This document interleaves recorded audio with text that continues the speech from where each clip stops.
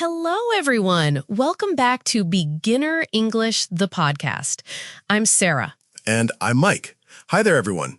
We're so happy you're here with us today. How are you feeling today, Mike? I'm doing great, Sarah. Actually, I'm excited about today's topic. But first, I want to ask our listeners something. Have you ever been in a situation where someone asks you a question in English and you just freeze? Oh, I know that feeling. Even I sometimes freeze when someone asks me something unexpected. Like yesterday, I was at the coffee shop and the barista asked me, "What's your name for the order?" And I just stared at him for 5 seconds. Really? That's such a simple question. I know, but sometimes our brains just stop working, right? Especially when we're learning a language. Exactly. And that's why today's episode is so important.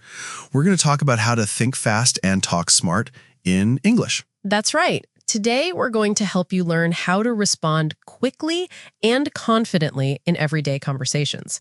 No more freezing up. We'll give you some easy tips, practice together, and by the end of this episode, you'll feel much more confident speaking English in real situations. So, grab your notebook, get comfortable, and let's start learning together. Okay, Sarah, let's start with the basics. What does think fast and talk smart actually mean? Great question, Mike. Think fast means to make decisions quickly, and talk smart means to speak in a clever or effective way. But for English learners, I think it means something a bit different. How so? Well, for us, think fast and talk smart means being able to respond to questions or situations without panicking. It means having some go-to phrases ready so you don't have to create everything from scratch. Ah, I see. So it's not about being super clever or witty. It's about being prepared and confident. Exactly. And you know what? Native speakers do this too. We don't create every sentence from zero. We use patterns and phrases we've learned before. That's so true. For example, when someone asks, "How are you?" I don't think about grammar. I just automatically say, "I'm good, thanks. How about you?" Perfect example. And that's what we want our listeners to develop, automatic responses for common situations. Now, why is this skill so important for English learners? Oh, there are so many reasons. First, it makes conversations flow more naturally. Nobody likes those long, awkward silences. Right, and it also builds your confidence. When you can respond quickly, you feel more comfortable in conversations. Plus, it helps you practice English in real situations. The more you practice quick responses, the better you become at thinking in English instead of translating in your head. That's a big one. Translating in your head makes everything so much slower. Exactly. So let's talk about some situations where this skill is really useful. Mike, can you think of some everyday situations where people need to respond quickly? Sure. How about when you meet someone new? They might ask, "What do you do for work?" Or "Where are you from?" Great examples. Or when you're ordering food at a restaurant and the waiter asks, "Would you like something to drink with that?" Ooh. Or when you're on the phone and someone asks, "Is this a good time to talk?" Yes. And sometimes people ask unexpected questions like, "What did you do last weekend?" Or "What's your favorite movie?" Those questions always catch me off guard, even in my native language sometimes. Laughs. Me too. But the good news is we can prepare for these situations. We can have some ready-made responses that work in many different contexts. That sounds very practical. Should we start sharing some tips with our listeners? Absolutely. Let's give them some concrete strategies they can use starting today. Okay, everyone, here are our top tips for thinking fast and talking smart in English conversations. Tip number 1. Have some bridge phrases ready. Sarah, what do you mean by bridge phrases? Bridge phrases are little expressions that give you time to think while you're talking. They're like a bridge between the question and your real answer. Can you give us some examples? Sure. You can say things like, "That's a good question," or "Let me think," or "Well, actually." Oh, I see. So if someone asks me, "What's your favorite food?" I could say, That's a good question. I really love pasta. Perfect. The bridge phrase gives your brain a few extra seconds to think of your answer. Let's practice this. Mike, what's your favorite color? Well, actually, I think it's blue. I love how calming it is. Great. See how natural that sounded? Now, you try asking me something unexpected. Okay, Sarah, if you could visit any country, where would you go? Let me think. I would probably choose Japan. I'm really interested in the culture and food. Excellent. And listeners, you can practice this too. Try using bridge phrases in your daily conversations. Now, tip number 2. Learn some flexible response patterns.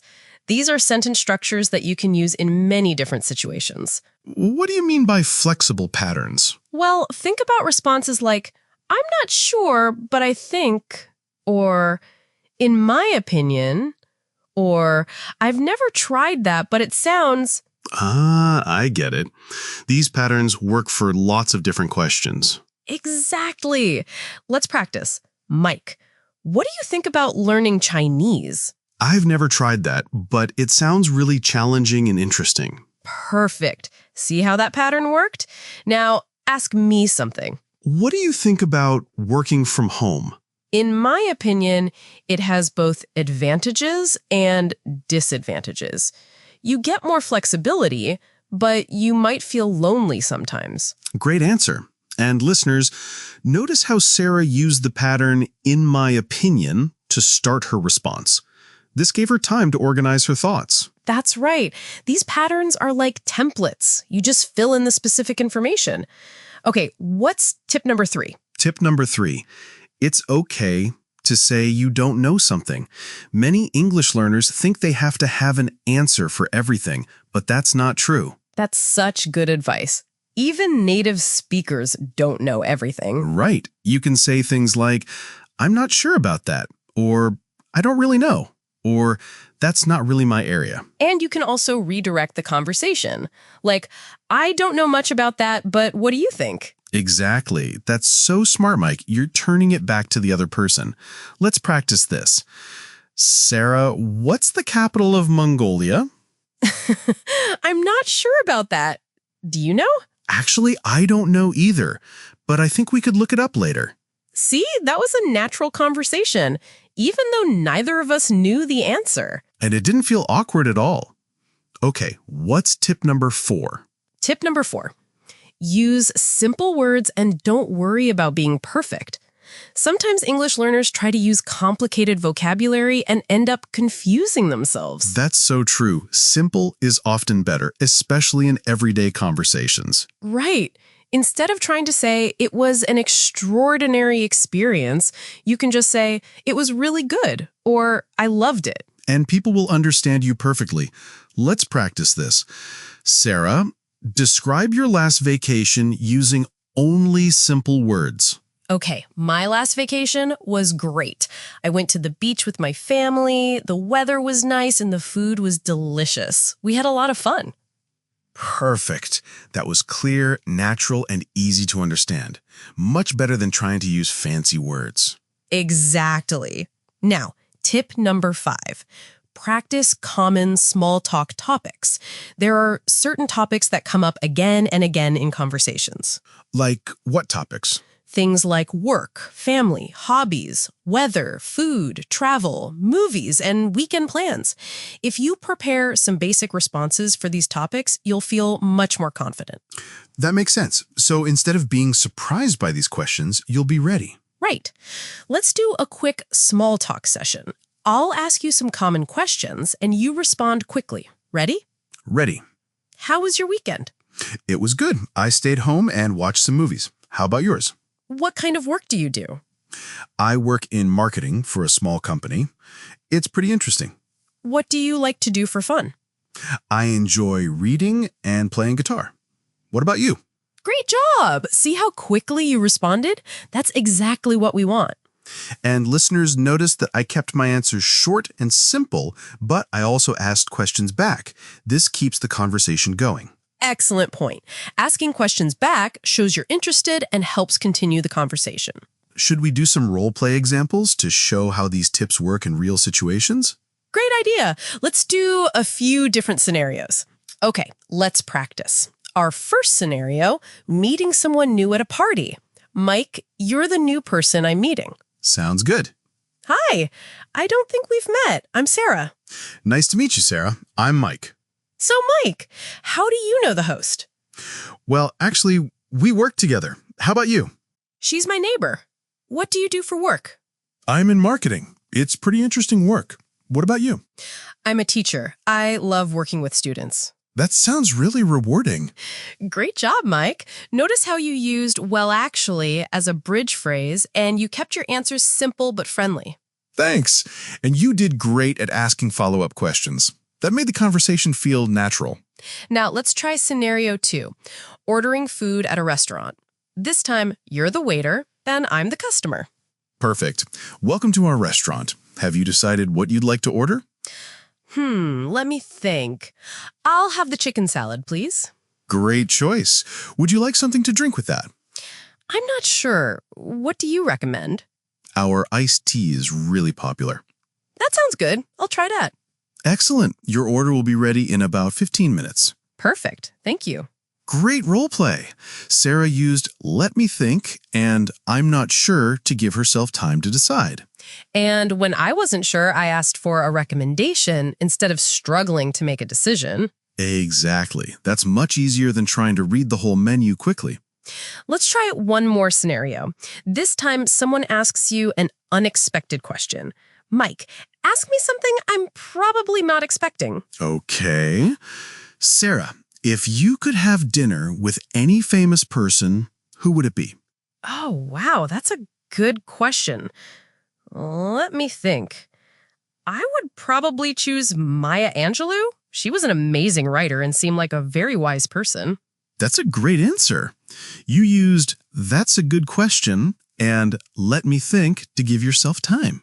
Right. And I chose someone I actually know something about so I could explain my choice. Smart strategy. If someone asks about a topic you don't know well, it's okay to pick something you're more comfortable with. Absolutely. The goal is to have a good conversation, not to impress people with obscure knowledge. Okay, everyone, now it's time for a mini practice session. Sarah and I are going to ask each other quick questions, and we'll answer immediately. No thinking time. This will show you that you don't need perfect answers. You just need to respond naturally and keep the conversation going. Ready, Sarah? Here we go. What's your favorite season? Spring. I love seeing flowers bloom. What about you? I like fall because of the colors. What did you have for breakfast? Just coffee and toast. Pretty simple. What's your favorite way to relax? I like listening to music. It helps me unwind. If you could learn any skill, what would it be? Maybe playing piano? It seems so elegant. What's the last book you read? Actually, I'm reading a mystery novel right now. It's really exciting. What's your favorite type of movie? I love comedies because they make me laugh. What's the weather like where you are? It's sunny and warm today. Perfect for a walk. What's your favorite food to cook? Pasta. It's easy and delicious. What do you do when you can't sleep? I usually read or listen to soft music. Do you prefer coffee or tea? Definitely coffee. I need it to wake up in the morning. Wow, that was fun. And notice, listeners, that we didn't give long, complicated answers. We kept things short and natural. Exactly. And when Mike said, actually, I'm reading, that was a great bridge phrase. It sounded completely natural.